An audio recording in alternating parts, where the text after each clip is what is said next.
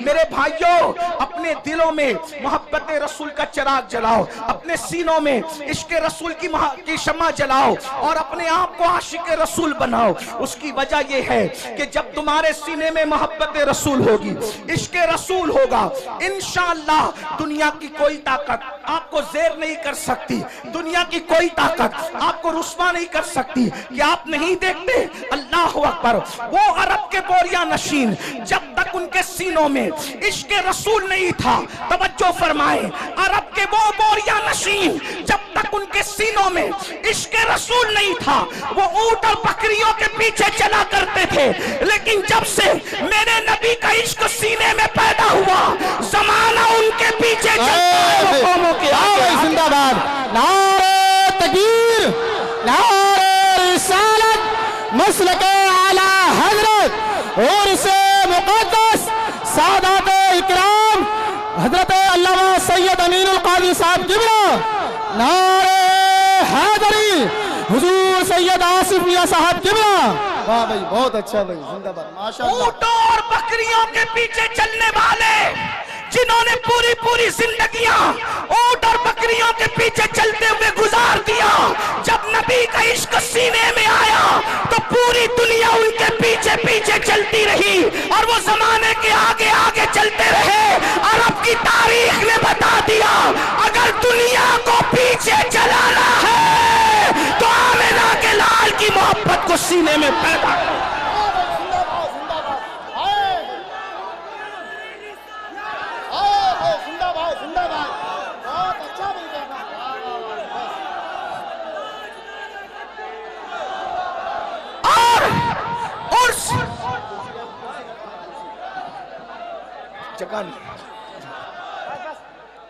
और से मुकद्दस की इस महफिल में मैं आपको पैगाम दे रहा हूं, हथियार उठाकर लोगों को अपने पीछे नहीं चलाया जा सकता, लेकिन सीने में इश्क मुस्तफा सजाकर सारी दुनिया को अपने पीछे चलाया जा सकता है।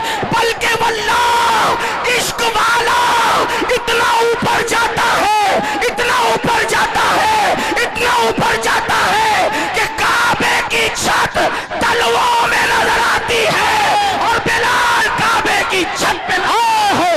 जिंदाबाद, जिंदाबाद, वाह भाई, जिंदाबाद, नारे तकबीर, नारे रिसालत, मसलके आला हजरत और से मुक़द्दस सादात इकराम। बहुत अच्छा।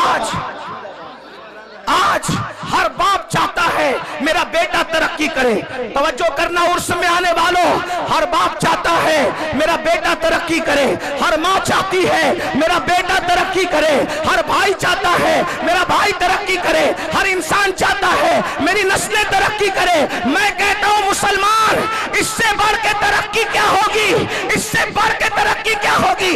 अरे ज्यादा से ज्यादा तरक्की यही हो सकती है ना कि कोई बादशाह बन जाए, कोई वजीर बन जाए, लेकिन इससे बढ़ के तरक्की क्या होगी कि काबा तलवों के नीचे है और आशिक काबेतुल्लाह के ऊपर है। और वो भी किसको तवज्जो फरमाए, सारे गोरे चिट्टे अरब वाले जमीन पे खड़े हैं, सारे गोरे चिट्टे अरब वाले जमीन पे खड़े हैं, लेकिन वो बिलाल हबशी जिसका रंग काबतुल्लाह के गिलाफ का जलवा लेकर के है, जिसका रंग काबतुल्लाह के गिलाफ का जलवा लेकर के है, वो सरकारे बिलाल हबशी रदी अल्लाह तबारक व तआला अन्हु अल्लाह अल्लाह काबे की छत के ऊपर खड़े होकर के अजान पढ़ रहे हैं, अजान। और आप जानते हैं मेरे भाइयों, जब बिलाल ने अजान पढ़ना शुरू किया तो कुछ लोगों ने ये कहा, क्या माज़अल्लाह मोहम्मद को कोई और न मिला था अजान दिलवाने के लिए? बल्कि एक शख्स ने तो ये कह दिया, देखो नकल कुफ्र कुफ्र न बाशद। एक शख्स ने ये कहा कि देखो इस काले कौवे को कि ये काबेतुल्लाह की छत पे है, लेकिन मुसलमानों जरा गौर करो, जरा सोचो, काबे की छत पे खड़ा करके रसूलुल्लाह ने बिलाल का इम्तिहान लिया। अच्छा, अल्लाह, आप लोग अब मान जाए, ठीक है हजरत को, ठीक है आप लोग बैठ जाइए। सज्जादा नसीर साहब कुछ कह रहे हैं, इनकी मान लो, प्रोग्राम फिल अप कर रहा हूँ यार। बैठ जाओ बैठ जाओ, अरे तकरीर सुनना है, बैठ जाओ। जहाँ पर वो वहीं बैठ जाओ, क्या करें, बहुत जगह, इधर बहुत जगह है। आपको देखना चाहते, अरे भैया बैठ जाओ। सज्जादा नसीर साहब ये गुजारिश कर रहे हैं, बैठ जाओ। भाई ऐसे ही सुन लो, मगर सुन तो लो।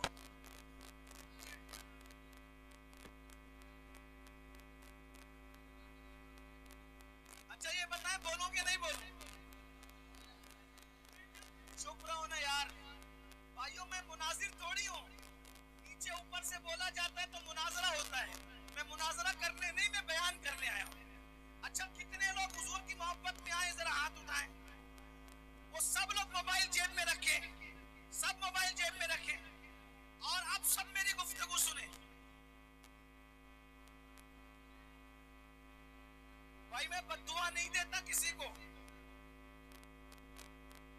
मैं किसी को बद्दुआ नहीं देता, लेकिन अगर आप सुन लें, जबान से नहीं निकली, दिल बेचैन हो गया तो प्रॉब्लम में आ जाओगे। इसलिए थोड़ा सा ख्याल करो। दुरूद शरीफ पढ़ो, बुलंद आवाज से दुरूद शरीफ पढ़ो, आशिकों की तरह दुरूद शरीफ पढ़ो। ये डंडे वाले लोग डंडा रखें। एक बात बताऊं, अगर मजमे को देखना है कि वो मेरी बात कैसे मानते हैं, डंडा रखें, सब लोग डंडा रखें। मुझे अपनी कौम पे एतमाद है, मेरी कौम मेरी बात मानती है।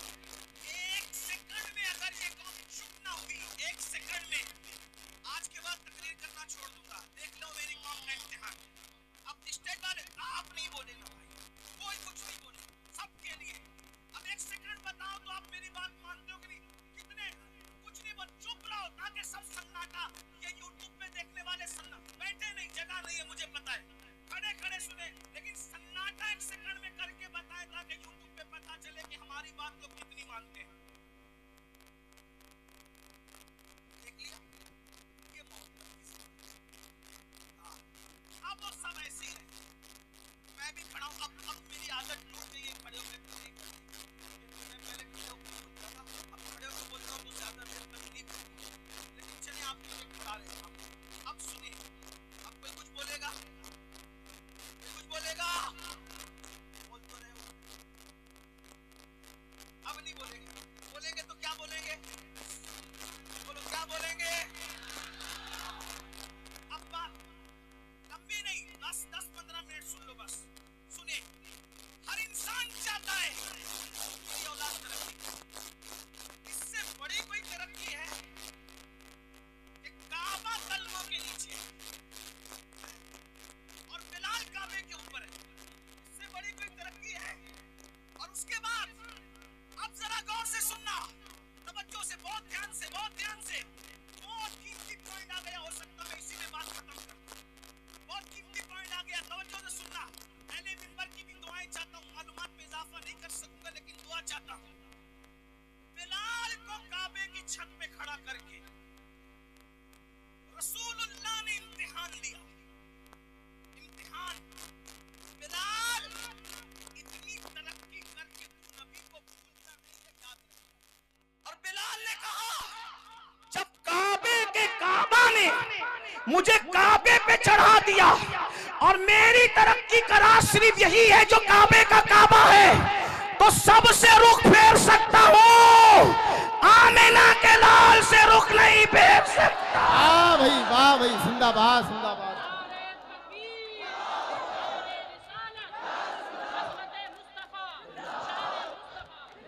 अब इसमें दो बातें सुन ले। उससे हुआ क्या? इश्के रसूल से बिलाल को तरक्की मिली। नंबर एक, तवज्जो है, इश्के रसूल से बिलाल को बोलो क्या मिली? तरक्की। लेकिन वफादारी मुस्तफा से उनकी तरक्की बच गई। अगर कहीं और रुख फेर लेते तो बात फिर कुछ और हो जाती, और जो होती वो होती जब वो बयान होती, लेकिन ये हुआ नहीं। तो जो हुआ नहीं उसको बयान करना नहीं है। बिलाल का रुख किधर रहा? बोलो किधर रहा? बोले किधर रहा? अब अब मेरी सुन लो, आप और हम जलील क्यों है, आप हम रुस्वा क्यों है, आप हम बर्बाद क्यों है, आप हम तबाह क्यों है, आप हम गालियां क्यों सुन रहे हैं, आपके हमारे घरों पे बिल्डोजर क्यों चल रहे हैं? वजह एक है, बिलाल काबे पे चढ़ के भी नबी की तरफ से रुख नहीं फेरा। बिलाल काबे पे चढ़ के भी नबी की तरफ से रुख नहीं फेरा।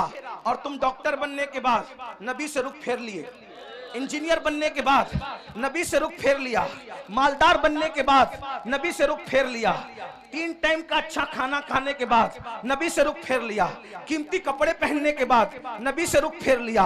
बताओ, वो काबे पे चढ़ के इतने ऊंचे पे भी नबी को नहीं भूले, और हम इन सारी गंदगियों के अंदर, गुनाहों की गंदगियों के अंदर अपने नबी को भूल गए, और माल की मोहब्बत में, कपड़ों की मोहब्बत में, डिग्रियों की मोहब्बत में, तिजारतों की मोहब्बत में अपने नबी से हमने अपना रुख फेर लिया।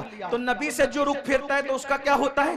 जिससे जो नबी से रुख फेर लेता है, खुदा की रहमतें उससे अपना मुंह फेर लिया करती है। अब पता चला मेरे आका अलैहिस्सलाम के दीवानों, बिलाल तो काबे पे खड़े होकर भी नबी को भूलना नहीं चाहते, और हम नबी पाक को भूल गए। बताओ, हम नबी पाक को कहां याद करते हैं? हम गाने तो गाते हैं, नात नहीं पढ़ते, 3 घंटे की फिल्म तो देखते हैं, हुजूर की सीरत नहीं पढ़ते। मेरे भाइयों, हमारे नबी से बड़ा अजमत वाला कोई है? हमारे नबी से बड़ा बुजुर्ग कोई है? हमारे नबी से आला कोई है? हमारे नबी से अफजल कोई है?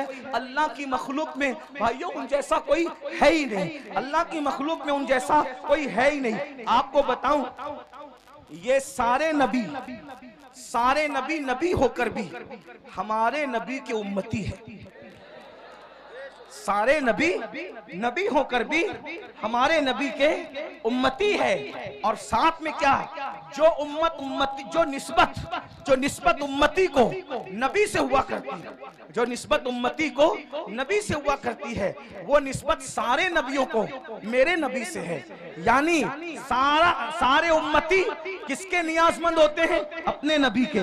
तो ये सारे अंबिया जो हैं वो किसके नियाजमंद हैं? मेरे नबी के। बल्कि जमीन के ऊपर ही नहीं, मैदान महशर में भी सबको अगर नियाजमंदी की तमन्ना होगी तो रसूलुल्लाह की निगाह रहमत की तमन्ना होगी। मेरे इमाम तो ये कहते हैं, उस दिन खलील भी तमन्ना कर रहे होंगे कि काश ये आमिना के लाल की नजर मुझ पर पड़ जाए। और मेरे इमाम यूं कहते हैं, वो जहन्नम में गया जो उनसे मुस्तगनी हुआ, वो जहन्नम में गया जो उनसे मुस्तगनी हुआ। है खलीलुल्लाह को हाजत रसूलुल्लाह की, बस पैगाम यही देना था।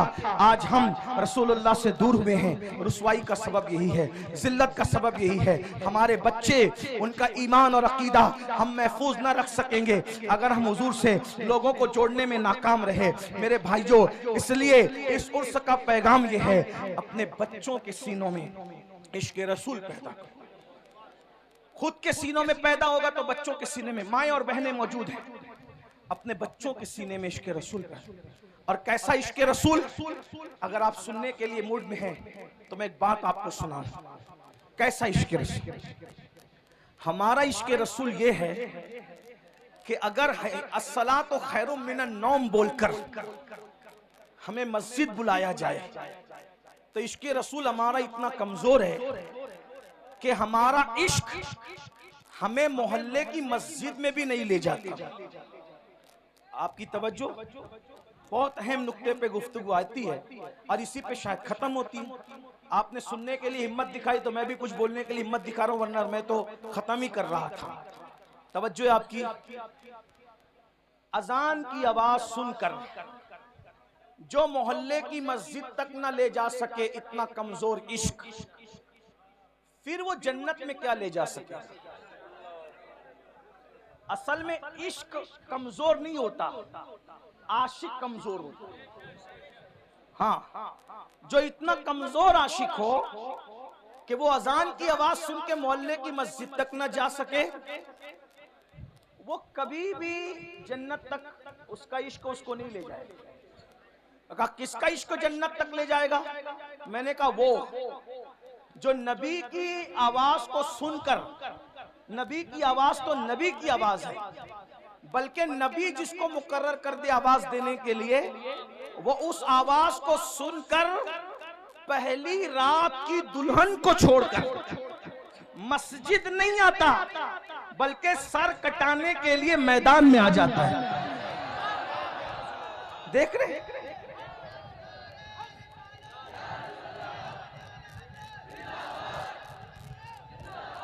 आज लोग इश्क के दुश्मन क्यों हैं? तवज्जो, लोग इश्क के दुश्मन क्यों हैं? जानते हैं जिस दिन तुम आशिक बनोगे कोई टिक नहीं सकेगा, क्योंकि औकात के बराबर में चिड़िए और कौवे उड़ ही नहीं सकते। औकात के बराबर में, औकात देखा है शाहीन, बास, औकात के बराबर में चिड़िया और कौवे उड़ ही नहीं सकते क्योंकि वो बहुत ऊंचा उड़ता है। तो लोग चाहते हैं कि औकात न बनने पाए, इसी इन लोग इश्क के दुश्मन हैं। हर फिल्म का उन्वान इश्क, हर सीरियल का उन्वान इश्क, हर गाने का उन्वान इश्क। आपसे पूछता हूं, ये इश्क नहीं है, ये इश्क से हटाने का एक जाल है।